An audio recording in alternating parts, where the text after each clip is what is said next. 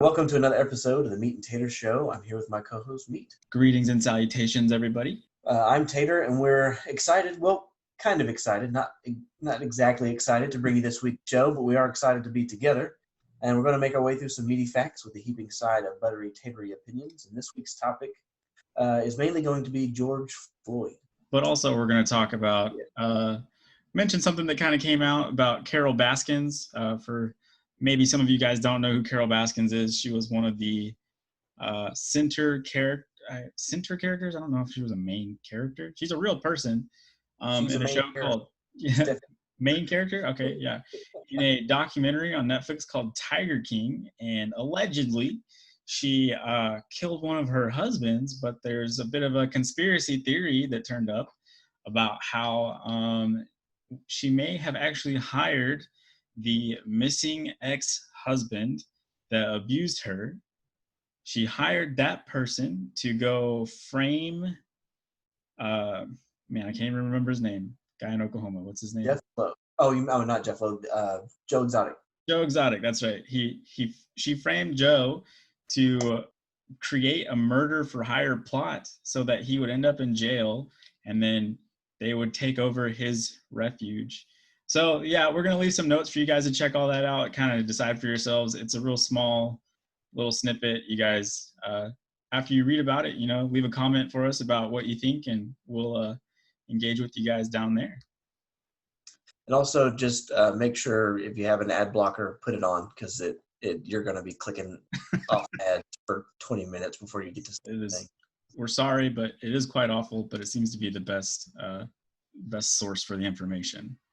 And there might also be some not suitable for work language in some of that. I'm not sure which one of those links had it, but I know one of them has it edited out a little bit, and the other one may have. So just be careful where you're reading this stuff, guys. Okay, so also something that I thought that was really crazy and interesting was that I saw today that there are supposedly some monkeys that escaped a COVID-19 lab with some test samples, and they're like out in the public, like they're riding horses. Yeah, I guess, and they're talking to each other. They're organizing up in the mountains. Yeah, they have guns on their backs. Yeah, absolutely. I think Caesar might be a name of one of them. I'm not totally sure. Anyway, so just keep your eyes open for that, and so monkeys escaping with coronavirus. They're gonna take back the planet, I guess. I don't know. 2020 is shaping up to be an impressive year. One for the record books, man. Right. Yeah. Just when you think something crazy isn't going to happen, you have monkeys escaping labs with coronavirus, and then also kind of what we're going to talk about tonight, a pretty volatile subject. I might recommend taking this in bits and pieces. Don't absorb content around this particular subject. We're going to talk about George Floyd. It's been all over the internet. It's all over the news. There's a lot going on there. We're going to just talk about that. We haven't really done any pre-show discussion. We're just going to kind of go in with our opinions and our emotions and everything raw. We'll just see. Hope you guys enjoy the conversation, and we would love any dialogue after the fact. Yeah, just for some context, we're recording this on May 29th, 2020, and George Floyd, according to Wikipedia, died on May 25th. So it's a few days after. So just a little bit of context of what's going on in the country right now. There are protests in a bunch of major cities across the country that some of them are turning into riots. Actually, a lot of them are turning into riots right now. And social media is basically ablaze right now. There's a lot of people supporting the rioters. There's a lot of people that think that the rioters are making big mistakes. We're going to kind of discuss all of that, but that's just a little bit of context for what's going on right now. And so, do you want to start us off here? I'll just kind of start off with a thought of solidarity. When things like this happen, we had Terrence Crutcher happen a lot closer to home, which was in Tulsa. I think 2017, 2018. I don't remember the exact date, but we had Terrence Crutcher in our own state where he was walking back to his disabled vehicle and was shot and killed. And so when that happened, that close to home, I sent a message to some friends who are men of color, and I just kind of kind of checking on them to see what was happening. And the more these kinds of things happen, it's becoming more and more difficult for me to not see their faces kind of in these scenarios, and not. It might sound morbid or like, I don't know, a little weird, but what I mean is like I I just have this fear and this sadness and this deep concern of this happening to people that I know, and I know that, I'm thinking of that as a person who doesn't have to worry, like, ultimately is not really worried about that for myself, but I am worried about that for friends, acquaintances, friends and acquaintances of friends and acquaintances. So just a moment of solidarity to say that this is a hard time to process for men and women of color, and that it's a very difficult thing to process um, in a lot of ways that I don't even understand. So we're going to try to tread carefully and respectfully while we share along the way. And just for the record, I think Dan and I'm speaking for him right now, but I think he will agree that what happened to George Floyd is definitely a tragedy. Neither one of us is of the opinion that, he should have been listening to the cops, or whatever that rhetoric is. What happened, a few days ago was completely wrong and tragic. Regardless of what's said next few minutes, yeah, like we're treading carefully, but there are probably going to be some things that maybe feel like they're out of place, or maybe even a little hostile. But just understand that we both feel like this is tragic, and this shouldn't be happening, and everything about, or a lot of the things that are happening right now are wrong. So Yeah, absolutely. So I guess we can start from the beginning. Why were the police called in the first place? What was going on? Sources that we have will tell you that there was a forgery in progress. And so the first source that I read was that there was a $20 check that was written that was a forged check, but then other sources have later come out and said that there was a counterfeit $20 bill that was being used to pay for something. And so the person that was taking the cash called the police, and when they showed up, George Floyd had some friends in a vehicle with him, and he appeared to be intoxicated. And so they asked everybody in the vehicle to step out.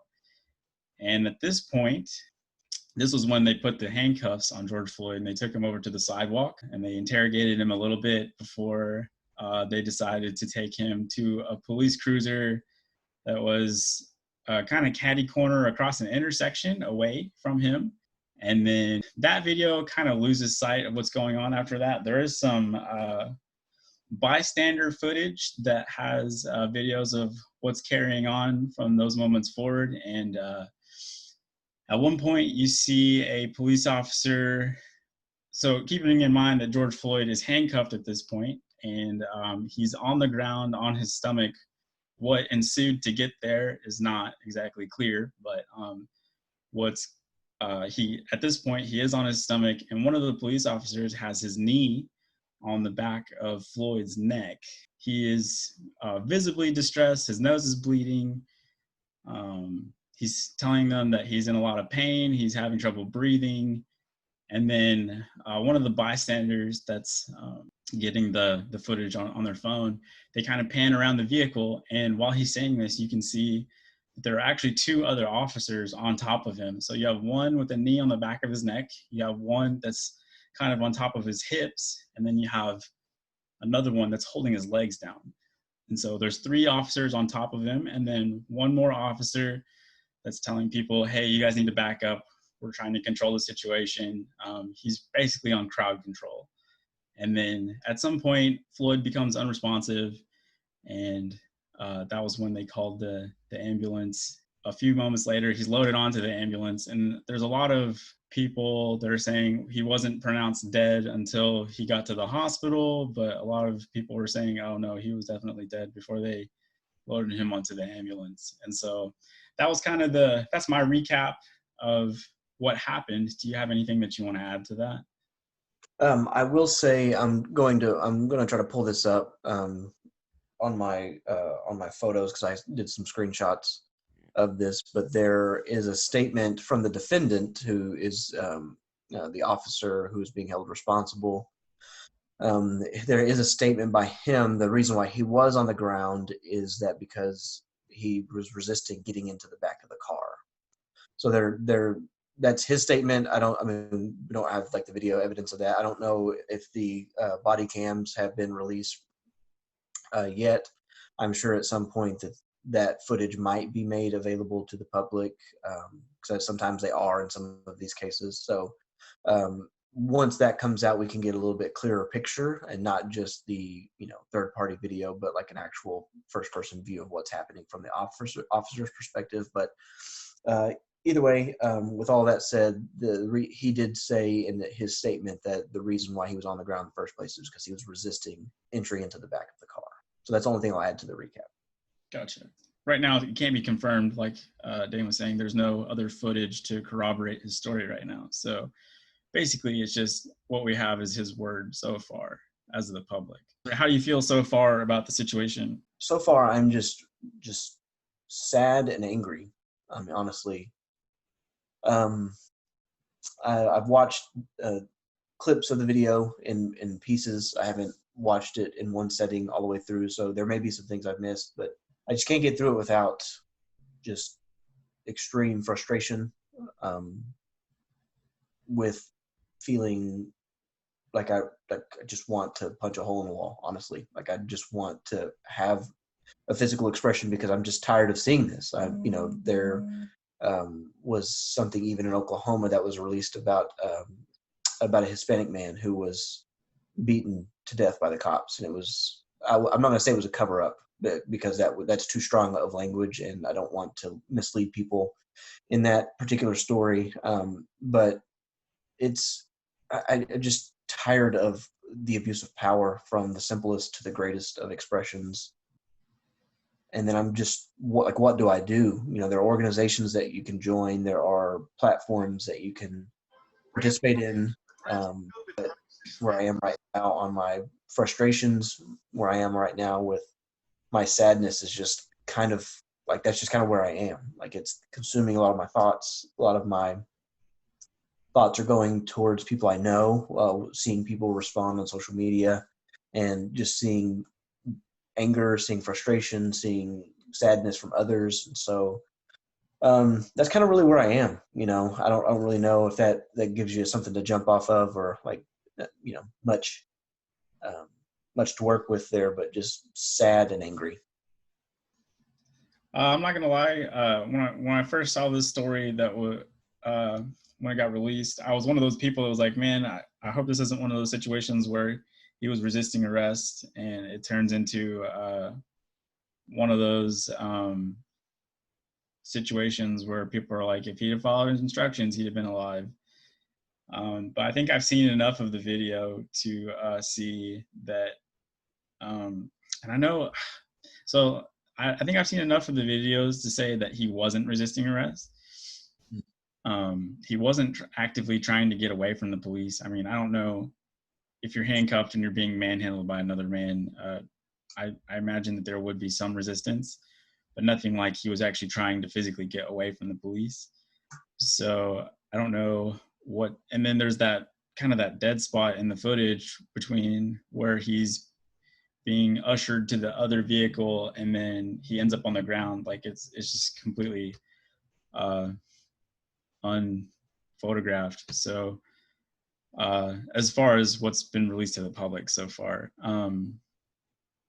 So yeah, but after seeing the response that the police officers had to him, I have a very limited medical training. I work in a hospital. So I know enough, they teach you in CPR what the classic signals of a heart attack are. And he was breathing, but it was very labored breathing. I don't think he was suffocated. And there's actually an article, we'll leave some links in the show notes for you guys, but the medical examiner that was assigned to the case for George Floyd actually concluded that the cause of death was not asphyxia or strangulation, meaning he wasn't being choked. There was no or that may have been happening, but it's not how he died. So what really happened, according to this report, is that he had, in the autopsy, he had signs of coronary artery disease, which are the arteries of your heart, as well as hypertension, so high blood pressure. So, and then he was intoxicated to some degree. So what they're speculating is that, allegedly with his underlying conditions, as well as the stress from the situation and possible intoxicating effects of whatever he may or may not have been on, all those kind of turned into too much stress for his heart. And so when he starts saying, my stomach's hurting, my chest is hurting, everything's hurting, and I feel like I can't breathe, but then you can hear him breathing. Like, if you go back and watch any of the videos, his breathing is almost the loudest part of the entire video. You can definitely tell that he's moving air into his lungs. He's just not getting very much of it because there's something else going on there. So to me, with very limited medical training, I know that the guy's in some kind of medical distress, and the fact that there's a police officer there whose job is to serve and protect, and he's sitting on the back of a grown man's neck with his knee in his neck, and he's not doing anything. Like, he's letting him die. Some people, I mean, it's basically like he's killing him, even though I don't think that the knee on the neck is how he died. He's still contributing to the man's death. So that's kind of my take on that. And for what it's worth, I was telling my wife whenever I first saw the video, like, I don't think that guy's being choked. I think that there's something else going on medically, and it doesn't exonerate, it doesn't make okay what the police officer is doing. Like, he should be trying to help the man. I mean, he's got him on his stomach. He's handcuffed. Like, even if he tries to get up, he's going to have a really hard time getting up like that without using his hands. So the fact that he's not trying to help that person, to me, is a huge red flag.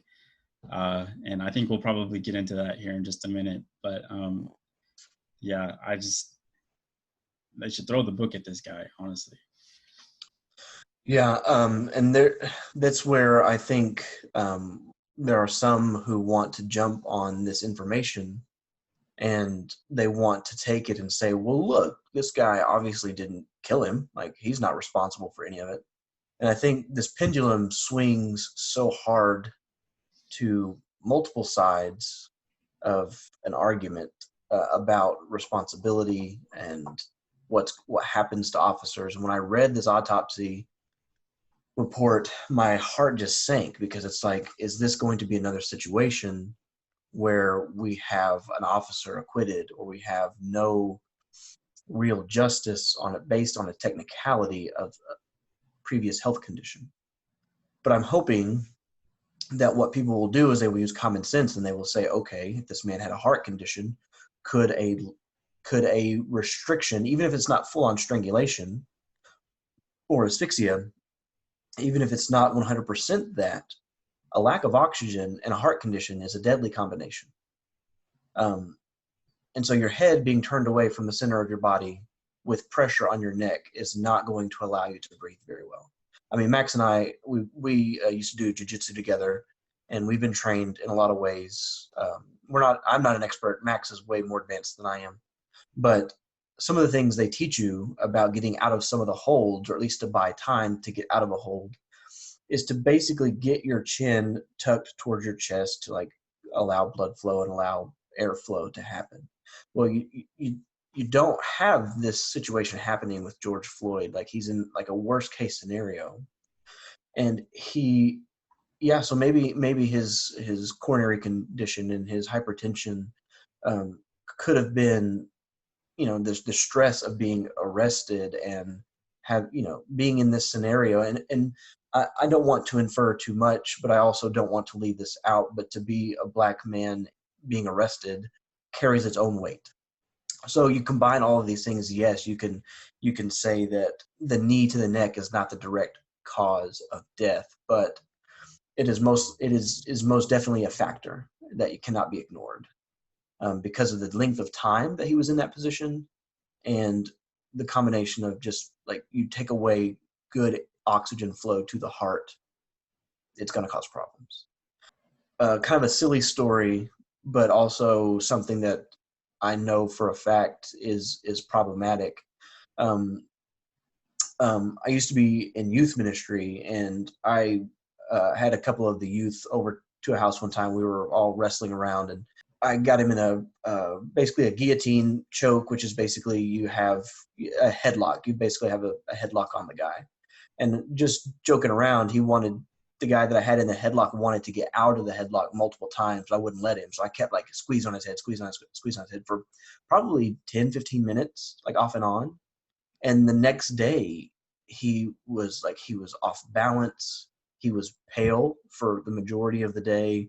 And like, I didn't know anything about asphyxia and strangulation and lack of blood flow, but like that to a healthy young person from just goofing around could have caused some serious problems for him. And so I couldn't imagine how much worse it would be for someone who has hypertension and coronary problems. So that's all. A lot of that's anecdotal, I know, and that's kind of hard when you're debating and discussing something. That's really hard to like nail it down. But something I will say is that the last line of one of the paragraphs in the report says, the combined effects of Mr. Floyd being restrained by the police, his underlying health conditions, and any potential intoxicants in his system likely contributed to his death. So this is not conclusive. There's not a toxicology report, and it says likely. It's so we'll probably release this on Tinfoil Tuesday, and I don't want to make light of it by calling it that or by calling for a conspiracy here, but it does leave a very large gray area in my mind about the legitimacy of this report.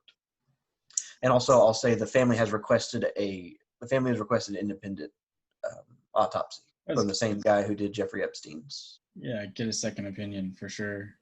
Absolutely. Yeah, because most of the time the county medical examiners, they're all pretty tight with the police officers that are bringing in those bodies all the time. So, yeah, second opinion. I think the report that that medical examiner generates will be extremely interesting in the interest of getting to the bottom of what really happened. That's kind of the gist of what happened, that George Floyd died while in the custody of police officers. The grounds, I don't know how you want to say this. Basically, how it happened is there's a little bit of fog around it. Some things are kind of questionable, but there is definitively you can say he was on the ground, he was handcuffed, he had 3 police officers that were on top of him. And when he was clearly in distress, they did absolutely nothing to try to save his life. Would you agree so far on that assessment?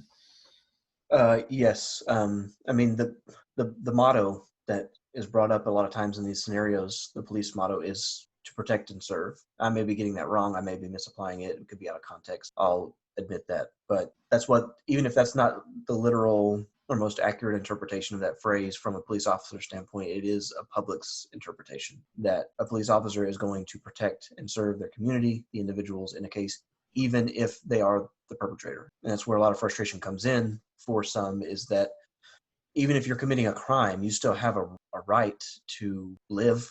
I mean, you still have a right to face a trial for your crimes. You still have, you have a right to face all of these things, and especially neglect. Non-violent crime like counterfeit, even if it was counterfeit, is allegedly counterfeit. Right. And so you brought it up earlier, but the common thing that comes out in these cases is, well, you shouldn't resist, and your resistance led to your death. Like we have a legal system for a reason, right? Like we have due process for a reason. The police officer in the field, yes, needs to be able to protect himself to go home to his family in life-threatening situations. But this is not one of those. And we have due process. And so the police officer's job is not to exercise his authority over another person to the point to where they are suffering. Granted, if there's a physical altercation, there's a fight that breaks out with someone that's resisting arrest, yes, maybe he might need to do harm in that scenario to subdue someone who is causing harm to him. But this is not that scenario. And most of the scenarios that get brought up, a lot of the names that get brought up, these are just not the case. And so, I mean, I want people to listen to us and follow us on all these things, but I'm just not interested in an argument that says, well, just don't resist and this wouldn't happen to you. That logic doesn't fly anywhere else. It just doesn't fly anywhere else in the world. Like with legal systems don't exist for us to be able to say, okay, well, people can just decide on the spot in the moment to be judge, jury, and executioner. Like that's not law and order. That's anarchy. That's chaos. And that's why you have people die. And that's why you have people take advantage of these situations. That's another thing. You're talking about, basically your rights as a human being. We're going to come back to that, especially as we start to talk about riots and everything. But yeah, I just want to kind of let everybody know that's going to be a big point here coming up in just a minute. So continue. So let me gather my thoughts. And I will apologize to our viewers, just that I will, if I do get emotional or animated, I talk faster. I kind of get a little shaky in my voice and I don't sit still very well anyway, but it might get worse. So just kind of picking up from there is that I want to be able to teach my children when they get older that they should be able to trust the authorities in their life because they are there for their protection. And it's getting harder and harder for me as an individual to view these authorities with the respect that I believe let me rephrase that I believe most probably deserve, because there are good cops. There are good officers of the law that execute their jobs. Let me rephrase that. I don't want to use the word execute. That go to work every day and do their job in such a way that is respectable, that is honorable, and deserves to be rewarded in the highest manner. Because at a moment's notice, your life could be on the line, and you're putting it online for the protection of your community. And I believe that, understand that. But when you don't know who that person is, like there's no way to tell until it's too late, it's getting harder and harder for me as a white man with white children to basically just create this blind trust in what seems to be an obvious abuse of power on a regular basis. And I don't know what to do with that. I don't know what to do with that. Some might consider it an overreaction. Some might consider it too much, that I'm thinking about it too much, and that I just trust the system. The system will eventually be okay. It'll be good. It'll work out. But the next part of that is, what kind the rhetoric that follows when I talk to other people who might not be able to take that kind of trust and be able to behave that kind of way.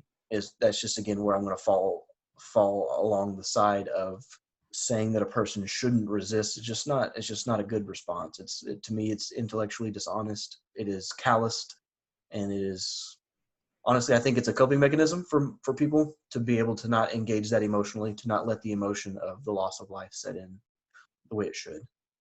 Watching a man pretty much die on camera should be hard to watch. Yeah, it should be difficult to watch, and your reaction shouldn't be, well, I need to see the rest of the video before I can respond, before I can react. It's like, no, like I'm trying to reel in my not suitable for work language as well. So it might come out. We might have to edit, but like, it's just not that simple because someone died. Like someone lost a brother, someone lost a son, a husband, a friend. Like it doesn't matter how criminal they are. There's a loss of human life, and it just brings me to a rage if someone says, well, we don't know what happened in the rest of we don't know what happened to lead up to that point, and we you just shouldn't have resisted arrest, and you should just do what they tell you. And I just don't know if that's enough anymore. Yeah, I mean, and just a quick lesson in empathy. Like, let's say that was you that was getting arrested.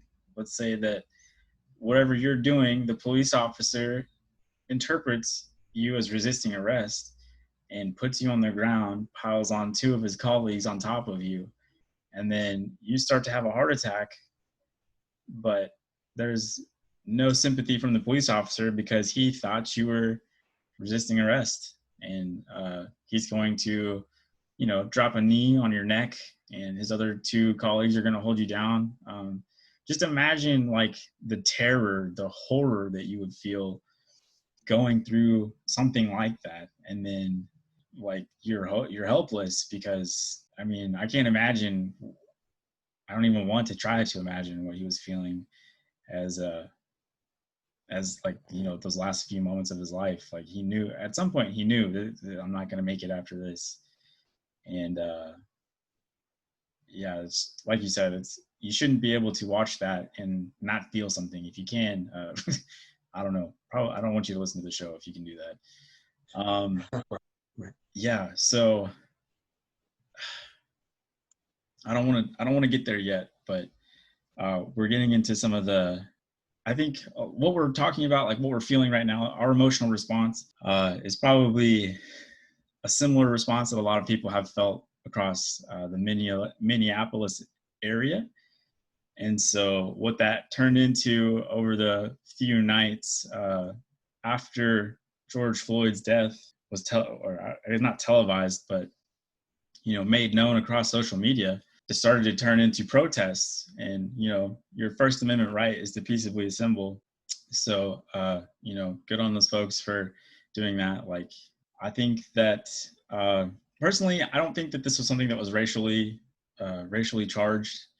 I can see how it might be that way, and I don't have a ton of proof for it. It's just kind of a gut feeling, but I think that the police officer was just on a bit of a power trip. I think if you're a police officer and you get off on power trips, you're a psychopath and you don't belong in any position of authority over people ever. And the fact that you have a gun is terrifying to me, and the fact that you can restrain people and hold people down and just basically have your way with them like they did with George Floyd is absolutely terrifying to me. So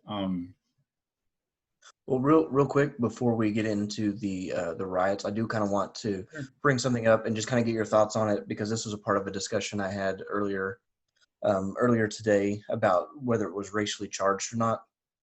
And I think what can happen in these scenarios is we can kind of do a little bit of a crossover with our logic and with our understanding of racism and the history of racial abuse throughout history. And so I'm not necessarily going to try to convince you one way or another, but I just want to share this thought, and you can, like I say, I want to hear your response and tell me what you think.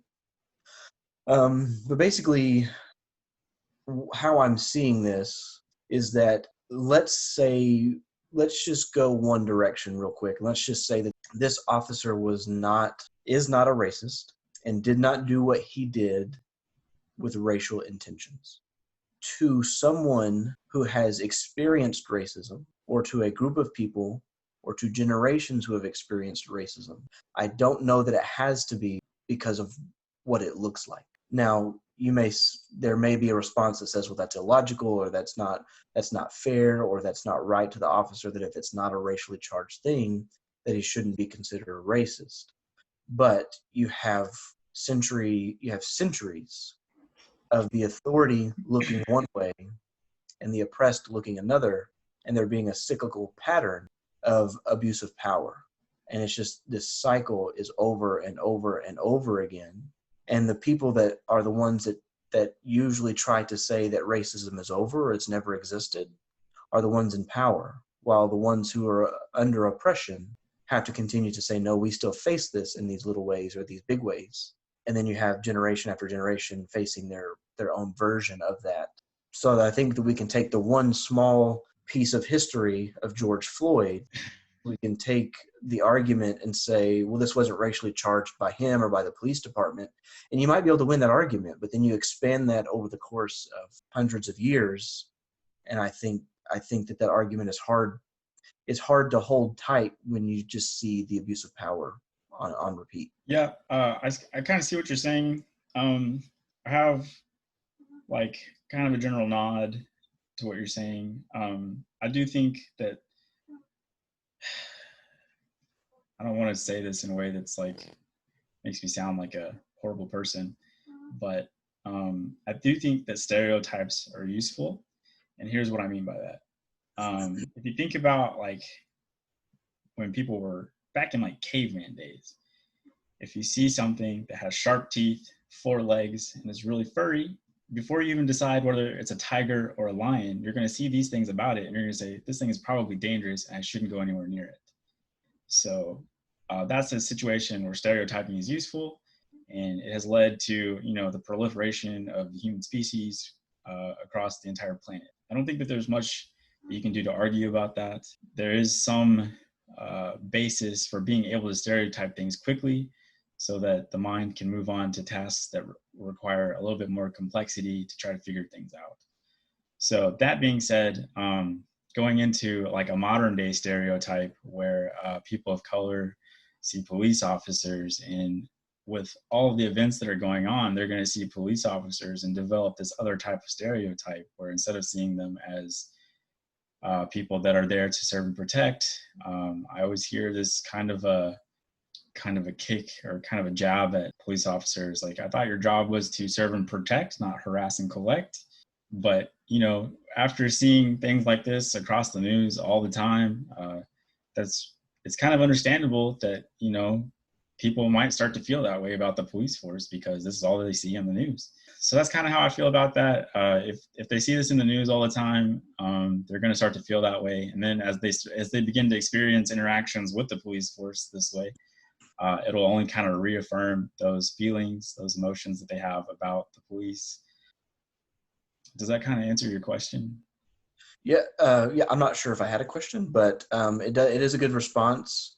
And then I think what would be helpful is to also to take that argument and expand it to multiple generations with multiple experiences. And I think that's kind of connecting more to what I was saying. And so yeah, so I think, yeah, kids seeing this stuff on the news, I think that's a huge detriment on so many levels. Like in school, I know, like when I was in school, like elementary school, like if you ever get separated from your parents, go find this person that has like a really dark uniform and a shiny gold badge, and they'll be able to connect you with, you know, they'll be able to help you find your parents, kind of thing. That was kind of there to put that feeling of safety that I could have this interaction with somebody and not have to worry about being detained and while I'm in their custody dying. And so, like, kids seeing this on the news though, like it's just a completely different picture. I mean, how, I don't know if you guys watch news with your family in the room, but like I would be terrified if I wouldn't even know what to say if my kids asked why did that police officer do that to that man. Like I wouldn't have any way to answer that question, honestly. Mm-hmm. Yeah, and I think you layer on top of that, because I have a coworker who was a black man, and he told me about, you know, so he's living in this current context now with the news going on as it is, influencing his perspective of police and those kinds of things. But his father has stories, his uncles have stories, so there's a generation above him that's influencing that. His grandparents have stories. Then they have, you know, there are history books with, you know, there's a book I think called Two Different Americas that's out there that talks about kind of the different experience that people have in the same community, in the same neighborhood. And so yeah, I think we're saying the same thing, so I don't want to repeat back and forth too much, but this situation gets worse and worse and worse. And to kind of take it in a little bit different direction, or at least expand on the conversation a little bit, what I told my coworker earlier today is that I think there's always an attempt to divert away from progress when it comes to race. So you have, let's just say, the Emancipation Proclamation, and then you have problems with people getting jobs. You have problems with people finding places to live, and you have all sorts of things that unfold from that end up leading to a civil rights movement in the 50s and 60s, 1950s and 60s, for those who might be watching this in 500 years. Hologram, yeah. Yeah. And if you are watching in 500 years, you can download my consciousness onto your electronic drives. Actually, I want to be the voice that guides your navigation. That's what I Right. want. Download Yeah. me that way. Yeah. Please turn right. Yeah. So what I think is so not only is there a cycle with experience, with generational experience of racism, but there's also, it seems like those who might be racist or have political interest in maintaining things a certain way in society want to divert around that or away from it. And it just creates a terrible cycle where what needs to happen is like, let's just change the dynamic just a little bit. And let's just say, what happens if we just listen and we don't argue for a generation? What happens if we find a way?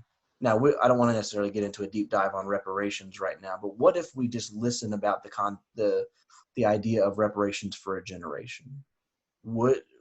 Could we change something that way instead of continuing the cycle that we are now, which is generation after generation telling stories of experienced racism? When you say reparations, can you elaborate on what you're talking about there? Well, I don't know how specific or broad to get, but The high level overview. One of the better descriptions I've heard of it is that if you have a direct line to someone who is affected negatively by slavery, or basically from slavery to current place now, then that there would be some sort of maybe return of property or financial reparations, where you're paid a sum of money because you can prove that your family was cheated out of money, or jobs were lost because of race, things like that. And so it would be a provable situation, not that just a person of color would say, well, I'm a person of color who's experienced racism, so I need, a $50,000 check.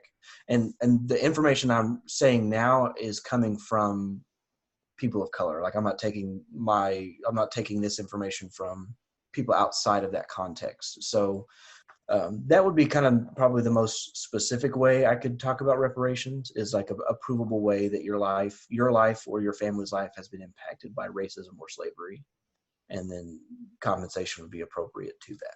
Gotcha. But either way, so even if it's something way less than that, what if we listened for a generation? I mean, we're doing it for the Native Americans. Like, a lot of those guys just get checks in the mail because, we put them in Indian territory, so they get free healthcare. Yeah. So we also dig pipelines through their reservations. So I don't know. It's kind of ongoing. I think, yeah, that's neither here nor there, I think. But yeah, that would have to be a whole other episode, I think. Yeah, you're right. Bringing it back to the George Floyd stuff, I really want to go back and talk about some stuff, but for the sake of runtime here, I think we got to move on to the riots. Yeah, let's talk about that. So in Minneapolis, or we'll start with the protests and then how they progressed into riots. The protests started in Minneapolis. I think the neighborhood that I read about was, I can't even remember St. Paul, maybe? Does that sound familiar to you? St. Paul is a neighboring city. Minneapolis, Minnesota is the city. Yeah, I don't know. I think I remember reading that a lot of this happened in one of the suburbs. Anyway, somewhere in the Minneapolis area, there were a lot of protests going on, people holding up signs about something else. Anyway, there are a lot of protests going on, and then at some point, riot police were called in, and then allegedly they started firing rubber bullets and tear gas to disperse the crowds. And then from that's what set off the protests, or the riots. That's what turned the protesters into rioters. And then whenever the rioters took off, they started targeting businesses in their neighborhood. And then that was the first day of protests. And then the next day of protests, they actually managed to get to the precinct where the police officers allegedly responsible for what happened to George Floyd. That's where they worked, and they had taken over the precinct and actually set it on fire. I don't know that one actually ended up burning down, but considerable fire damage was noted in some of the reports. And then now, the next day, there are many protests across the country now in towns like Dallas, LA, Atlanta, Charlotte, DC, basically just everywhere across the country now. People are protesting, and they look like they're also escalating into riots. People are just setting stuff on fire everywhere, basically. So, what's your take on all that? Uh, um, Do you so have any? if Let's start with. Do you have anything you want to add to what I said there? no, that sound pretty good. I do. I'm not totally sure of the progress of escalation, but there definitely was a progress of escalation, and so I will say that I don't know that for sure, but I will follow your outline of that for now. And so a crowd should be allowed to protest peacefully as long as they want, to whatever degree that they want. So the move to call in riot police, like if there was a reason for that outside of a large group of people just gathering and saying no peace, no justice, I can't breathe, bringing up names of men and women in the past who have been unarmed and killed by police officers. Like, if that's really all they're doing, I don't know why you need riot police to. I don't know. Maybe you have them on site, but I don't know why you need them to confront the protesters. Sure, Um, totally agree. so That's your First Amendment right. right. To be able to peaceably assemble. And I understand, like you said, I understand having the police there just in case things start to get out of hand. But yeah, what happens next? According to the reports that I read, I also watched a considerable amount of what happened live. There were people that were Facebook living this stuff. There are a lot of underground news channels on Facebook, and then just like random people that were there that were Facebook living a lot of stuff. And so I actually was able to watch a lot of it going on. And some of it went on for like to like 4:30 in the morning the first night. And so yeah, it just got out of hand real fast. But yeah, so continue. This is not. I want to be clear that this is a neutral statement. It is not a pro riot. It is not anti riot. It is not any of that. So I just want to say this. I want to say that as a caveat, because it's definitely going to come across one way or the other. But my first thought is, like, what do you expect in an emotionally hostile situation that if you escalate to the next step, most of the time an angry crowd is not going to be like, okay, well, you escalated to there, that's probably far enough. Like, escalation is the name of the game in these extremely tense situations. So it's like, okay, you want to shoot us with non-lethal rounds and tear gas, we're going to burn the shit down. And I don't, oh boy, I'm so torn on this, dude. I'm going to probably sound super pro riot at some point, and I'm going to probably sound very anti-riot at some point. So I'm just going to be Right there with you. I'm going to swing both ways too. So don't feel bad. well, hey, you're swinging both ways. That's another podcast. Not that kind of boat. Different. Yeah. We're on a different boat. We're in a different book. Oh, sorry. That's the Meat-N-Taters After Dark. Yeah. That's the private channel. That's the Patreon. Yeah. Patreon, $1,000 a month. So when things escalate, they just continue to escalate until it's like a fire. Like, if you continue to add fuel and oxygen to a fire, like, the heat will intensify. Like, it's just, simple logic. So that's my first statement. I want to try to break down the rest of these for time's sake as succinctly as possible. Okay, so with rioting, I want to read a quote from Martin Luther King Jr., and I just kind of want to let that speak for itself a little bit. Do you know what time period this quote is from? 1967. Okay, so this is late era. Yeah. King, go for it. So Dr. King says, I think America must see that riots do not develop out of thin air. Certain conditions continue to exist in our society which must be condemned as vigorously as we condemn riots. But in the final analysis, a riot is the language of the unheard. And what is it that America has failed to hear? It has failed to hear that the plight of the Negro poor has worsened over the last few years. It has failed to hear that the promises of freedom and justice have not been met. It has failed to hear that the large segments of white society are more concerned about tranquility and the status quo than about justice, equality, and humanity. And so, in a real sense, our nation's summers of riots are caused by our nation's winters of delay. And as long as America postpones justice, we stand in the position of having these recurrences of violence and riots over and over again. Social justice and progress are the absolute guarantors of riot prevention. So I think Dr. King's words are very poignant. They're very important to the conversation as someone who was himself a peaceful man in how he dealt with things.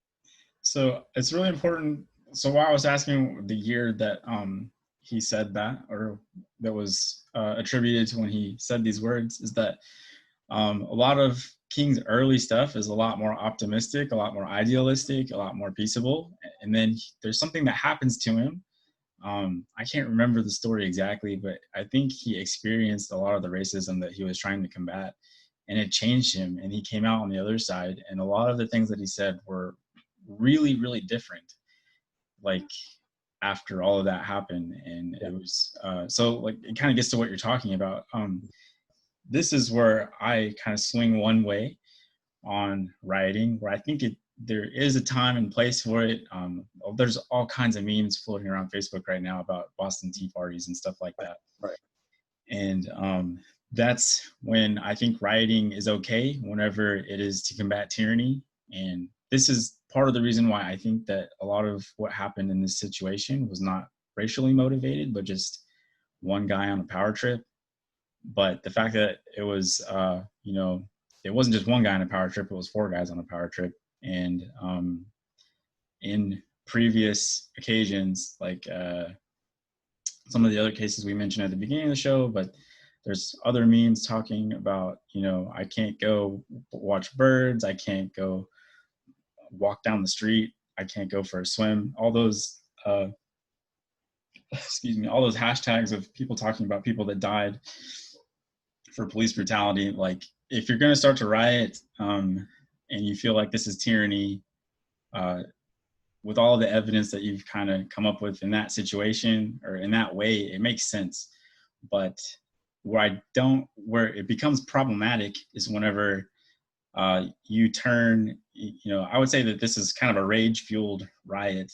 And when you turn that rage onto the community that, for as far as I can tell, is like 100% behind you guys. Like, everybody in the community says, this was wrong, it should not have happened this way, we need to get these cops behind bars. To turn your rage onto the community that is supporting you feeling that way, I think is completely wrong. They did make it to the precinct that these officers worked at, and they burned it down as a symbol of that tyranny. And I think that's similar to what happened in the Boston Tea Party. It's similar to what Martin Luther King marched on DC for. But burning down an AutoZone, burning down a Walgreens, burning down a Wendy's, burning down all these other, and just like causing untold amounts of property damage across Minneapolis, wrecking businesses. There's another story floating around Facebook about a guy that put his entire life savings into a bar, and they just came and like he can't operate the bar anymore because there was so much damage to it. And I guess there was a GoFundMe that he raised a bunch of money for it. But the fact that they had to do that for him to overcome the loss of his business because of the rage that the crowds feel, to me, is wrong. That's where you have to draw the line somewhere as far as rioting. It just can't be chaos. It can't be just havoc. It needs to be directed at the people that are responsible for you guys, I say you guys, for people feeling the way that they're feeling. Yeah. And I do that what you said resonates pretty well with kind of some of my thoughts on it. One response I saw for this was, we're not burning down our neighborhood, we're burning down the plantation. And so what I kind of took from that, and I could be completely wrong, and I would be happy to be corrected on this, but I think what most people are why most people are okay with the AutoZone burning down alongside the 3rd precinct is that it is like these buildings are potentially owned by white power structures, and basically it's going to affect the white man more than it's going to hurt the black man or woman. And so I'm not saying I agree with that. I don't know if that logic is the correct logic, but if it is, I can understand it more, especially if black men and women and children are affected in a negative way, and then you have the community respond and saying, hey, this was not about you, but we're going to support you to get you back on your feet. Like I can swallow that a lot more when that's the response. Again, this is where I'm all over the spectrum. I'm like how to feel about all this, because it's like, man, I don't want to see this man who's worked and saved to build and get this sports bar up and running, and then he's in it weeping because it's being destroyed by his community. Yeah, the people that he's trying to serve, you know. Yeah. I kind of understanding. I understand the feeling of burning down the plantation, but I think that may have been the plan. But in practice, what actually happened was you burned down the. Oh man, I don't want to say that. You burned down your quarters that you were living in. The plantation's fine. Like AutoZone's just not going to come back to Minneapolis. They're just going to go somewhere else. I think you probably the community itself is hurt more because of that, because those businesses aren't going to want to come back there if they have to worry about that happening again. Also, like, one of the arguments for why people should be okay with the AutoZone burning down that I saw was, well, insurance will pick it up. Well, insurance is a business too, and insurance doesn't like to lose money. So what they're going to do is they're going to raise rates, and that means the cost of goods in that store are also going to go up. And then when that happens, the communities have to pay more for groceries. They have to pay more for fast food. These things that are already, supposed to be cheap, now they're going to get more expensive, and then they can't afford that stuff. That's just it's going to create that gap that that wage gap, that poverty line is going to be increased. I really don't see it as a good way to go about it. I know hindsight's probably 2020 kind of thing, but I really think that the way that the riots prevailed in the past couple of days, and they're ongoing as of today, just looking at the news updates, but I just think it's probably doing more harm than good. And it could be, honestly, it really could be doing more harm than good, but who's going to determine that? Because and I'm just trying to put this into terms that I understand, and trying to create a metaphor to help me understand. So this could be way off, and it could be totally insensitive, and that's not my intention at all. But it, with the going back to the tweet that I saw, which was, we're not burning down our community, we're burning down the plantation. I would see it as, the plantation is not just the home, it's the crop that the plantation is, that's built around the home. Like, the crop around the home is also part of the plantation. So it's like the reason that a person might be there through enslavement or whatever is to work a particular job or field. I don't want to call it a job, but to work a particular task. And so you burn that down, then you don't have that task to do anymore. And so it seems self-defeating. And I think that's kind of where you were going with it, is like, well, this really seems self-defeating, so it doesn't make a whole lot of sense. But if there is a deeper power structure that they're addressing, what I would kind of like to see is, like, to say, okay, are there people and politicians involved in some of these buildings? Like, is it as mindless as it's kind of being presented? Because President Trump came out and basically said that these are thugs kind of doing this mindlessly. or is it actually more calculated than we realize? Because I mean, maybe there are connections to some of these buildings that that we just don't know. But I kind of think it would be more understandable if there was. But I mean, so to kind of go the other direction is if it is total chaos and people are just looting and burning and destroying, and it's affecting people negatively, then I think that should be considered. But I'm also like not third party. I'm like fourth, fifth, sixth party on this, and I will defer in the end.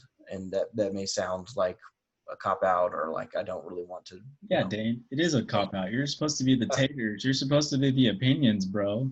Yeah, well, well, in this case, I have all of my opinions are they're not homogenized, unfortunately, and so I don't want to leave my last stated opinion as the final opinion, and then that be what people cling on to, because I think I think rioting is justified. I think it is justified, but destroying something that is not even connected at all, that's where I'm like concerned. That's where I'm concerned. I'll just put it that way. My feelings about it are like one of the videos that I saw, and I watched this happen live. People were breaking into a Target, and one guy was walking out with a vacuum cleaner, like a Dyson, like an $800 vacuum, and Okay. a suitcase. And it's unclear whether or not the suitcase was closed, but it looked like it was heavy, and it looked like it was a lot heavier than what the suitcase by itself would have weighed. So I think it was packed full of goodies, and then he's got an $800 vacuum that he's walking out of the store with. And I'm just like, man, if you're trying to make a point with looting, what's the point? That like you've had your eye on that vacuum for a long time, or what's going on? And then this kind of gets into the toxic nature of social media, but there are people on there talking about how, man, Facebook Marketplace is going to be bumping tomorrow. It's just, oh my gosh, it was. There's yeah, you gotta have the low IQ people. Got to hit the mark. They got to hit the social media too. But then there was like other pictures and other footage of people walking out of liquor stores, and they had like 8 bottles stuffed down their pants. Their hands are full of liquor. They've got bags full of liquor. And it's just, to me, it's just like, I don't understand what the point that you're trying to make about George Floyd dying at the hands of the police whenever you're just stealing all the liquor. Like, this isn't burning the plantation. This isn't anything. You're just stealing liquor. What is the point here? And it just kind of, to me, hammers home the whole, I don't think this was approached correctly. If you're trying to fight tyranny, fight tyranny. I'm all for it. I'm a big 2A guy. So Second Amendment right, your right to bear arms. I'm a gun-toting Republican in that way. I'm not Republican though. Late, you said it. You're Republican. No, we're gonna delete that soundbite then. That's going away. No.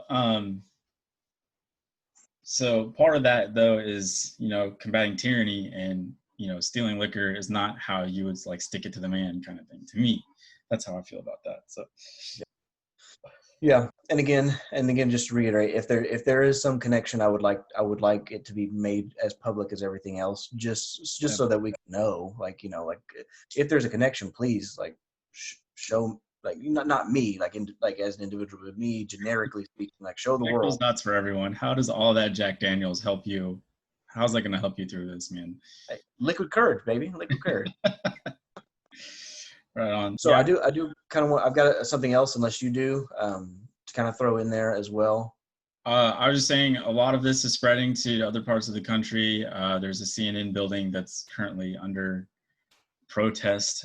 People are throwing rocks at the windows. That's in Atlanta, King's hometown, and a lot of the politicians there are trying to say, this isn't what King stood for. Why are you guys doing this kind of thing? If you really care about this situation, go home. And I am kind of on board with that in other towns, unless they're. what I feel happened in the whole situation with George Floyd, going all the way back to the beginning, is that the local authority, the local police, completely way overstepped their bounds. And because of that, there was loss of human life. And that is the type of tyranny that cannot be abided by an American citizen. And to that end, I feel like rioting is justifiable, at least. Yeah, so that's how I feel about that. Mm-hmm. Yeah, I agree. I think public intervention has to happen at some point to resist Absolutely. great of authority. And so this is something that, I don't think my wife listens to this. So I'm going to say this, because if I said it in front of her, she'd be like, don't you ever do this, because just don't ever do it. But there was criticism of the people filming this. And I think the criticism is fair, that you're filming it while some man is dying on the ground. Yeah. Why didn't you guys do anything? Why didn't you do anything? And I kind of wanted to talk about that a little bit, because it's human nature in difficult scenarios to fight, to freeze, or to flee. And I think there is, I don't have another F word for it, but I think there's another thing that's happening in an age of social media, and it's actually, I do. It's called fame. Like, you want to be famous. You want to be the person that captured the video. You want to be a person that was there. You want to have your claim to fame in all of this. And I think that What was the is other worth F word? criticizing. What's that? What was the other F word? Freeze, flee, Okay. fight. Usually when I hear people say F word, my mind goes somewhere else. And so I just had to double back on that, make sure, cover that base. All right, moving on. I've got a bank of them in the back of my brain that every time it pops up to come out, I just kick it back into this little bank. Right on, got it. And then they spill out all at once, and then I can start over. But okay. So I think there's just this strange thing that's happening with our society, is that there's some sort of thing that people get out of it to be there and to say that they were part of it. Much like I was there when the Cubs finally won a World Series after 100 years or whatever. Like, it's that kind of thing. So I think the criticism is fair for the person that was filming it, but I will say that you need somebody willing to stay there to record that. Like, you need that to be public. You need a third party involved. That's not George Floyd or his family, and it's not the police. You need somebody there to record these things that are happening. And I want to say, as an encouragement to people that might watch this, is if you ever feel or think something like an abuse of power is happening and you want to get it captured, it is your First Amendment right to do so. You don't have to be a reporter. You, as an individual, if you're witnessing something that could be potential police brutality or an overreach of authority, you can record it however you want. The only thing that you have to do legally is you have to stand at a safe distance and not interfere with a police officer.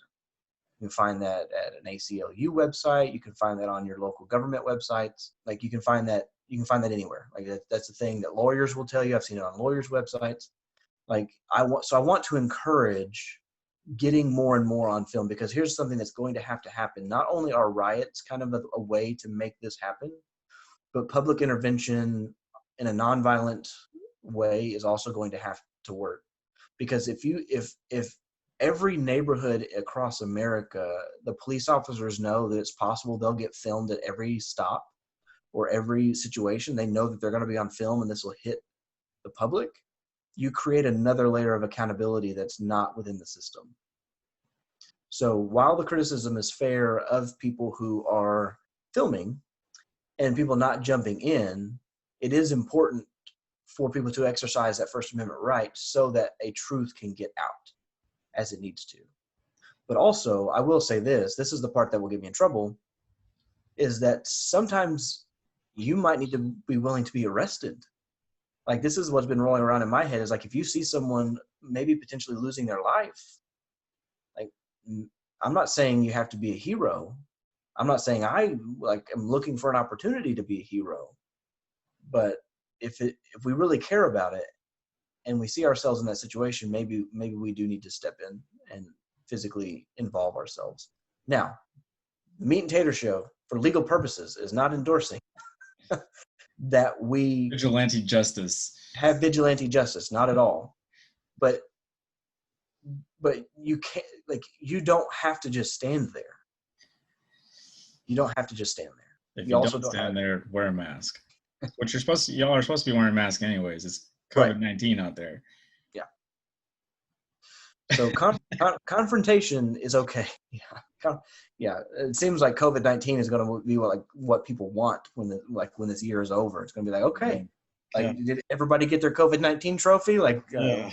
we avoided Planet of the Apes, we avoided the murder hornet, and we just got COVID. That's all we got. We got, COVID. That's it. So, not to make light of the devastation of COVID-19. So yeah, so I don't know how you feel about what I just said. Obviously, if you don't endorse that at all, please say so now, so you can absolve yourself from any of that. I definitely want to explore that a little bit. Yeah, I think part of it is a lot of people just don't know what's going on. And I said this before, hindsight's 2020. We're looking at all these multiple stories. We have a better idea of what was happening at the time than the people that were there on the scene knew what was happening. So I think that's part of it. But like you said, one of those videos is like 9 minutes long, and you can, for the people that didn't watch the video, there's a point in the video where you can visibly watch the life leave his eyes. Like he loses consciousness first, and then you watch him die. And I just at some point, you know that it's coming, and 9 minutes to be resting on somebody's neck like that is like, I don't want to say that the bystanders were at fault, but man, I just wish somebody would have done something, I don't know that I would have done anything. I probably would have said, like, if I were there, and I know that I have a little bit of medical knowledge that people don't have, but I would have said, hey, I know that you guys are doing something here, but you guys need to call an ambulance. Like, he's not okay. And if he dies, it's going to be on you guys. Yeah. Kind of thing. So, yeah, that's my take on it. You do something. Don't just stand there. Don't just videotape. Do something. Yeah. And check in. Like, I mean, there's nothing illegal or wrong for you to even just check in on somebody. Like, I've walked around neighborhoods. I've driven by in parking lots, and I've made my presence known to just that I'm here. Hey, I'm here. I'm watching. I can start recording at any minute. I have done that, and so it doesn't hurt to at least check with the person. Like, don't even interact with the cops if you don't have to. Just like check with the person. Like, hey, do you feel safe? Are you comfortable? Would you like me to stick around? Like, you are totally within your rights to do that. Now, I wouldn't recommend, like, in a scenario where the person's like, yeah, I'm good. Like, yeah, you don't have to stay or whatever. Like, I wouldn't recommend forcing it to try and be a hero, because I think that's what a tendency is for some people, is to try to now seek out an opportunity to get involved, and it ends up being way worse for the person and yourself. Yeah, don't be a hero, but try to be a good person, for sure. Yeah. Oh, perfect. That's an amazing way to say that. Yeah, absolutely. Yeah, I don't know. Do you have any closing thoughts that you want to add to? Yeah, just kind of real quick, and we can cut this if we need to, because I don't know how relevant it is to the full conversation, but this is going to continue to happen. I mean, this Michael Brown and Ferguson happened, not, like, relatively speaking, not that long ago. You can say all you want about that particular scenario, but you just look at the last 50 years of history. This is not the first time, and it's not the last. The frequency at which it's happening, I can't say for sure if it's increased or if it's just more exposure, but this is going to be something that there has to be change, because it's Ferguson, it's Minneapolis, and it's places like, so for anybody that's watching this, like, we're in Oklahoma, where these kinds of things don't really happen that often. Like, we don't really, like, it's more likely to happen that we have, like, tornadoes take down a precinct in one of our districts than it is that we have riots that go that far. And also, most people just really aren't that organized here, so I don't know that it's ever really going to progress that far. But eventually, this is the way society goes. Is eventually it can make its way to our doorsteps, and then I just hope that when that day comes, that we're well informed, that we're well prepared, and that here's what I don't want. I don't want myself to be this person. I don't want to be the person at the, in the 50s and 60s when there were sit-ins in diners, segregated diners, and there were sit-ins. I don't want to be the person that's just sitting there at the table watching it all happen. I care too much about people that I've developed relationships with or I have acquaintances with over time. And a callback to what I said earlier is I don't know how to think about what would happen if this happened to one of those people, because I'm angry and I'm sad now to a degree that's like, it takes my breath away and I cry at times when I'm thinking about it. So if it happened to somebody that I knew, I just know that it could be anything. And I don't want people that I know that right now are posting a lot on social media about it. Like, that's the easy thing to do, is to repost on social media. But the hard thing to do is to confront, any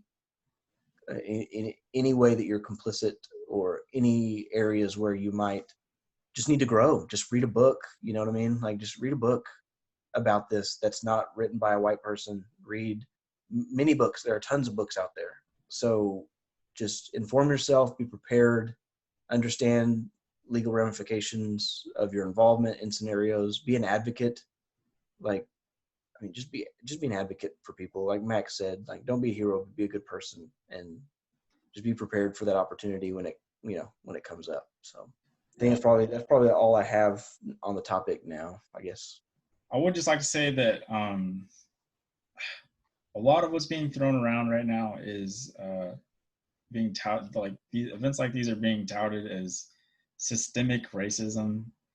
And the way I like to differentiate between like what I think this is and what systemic racism is systemic racism is back when you had like Jim Crow laws, or back when you had like plantations and slavery was a real thing.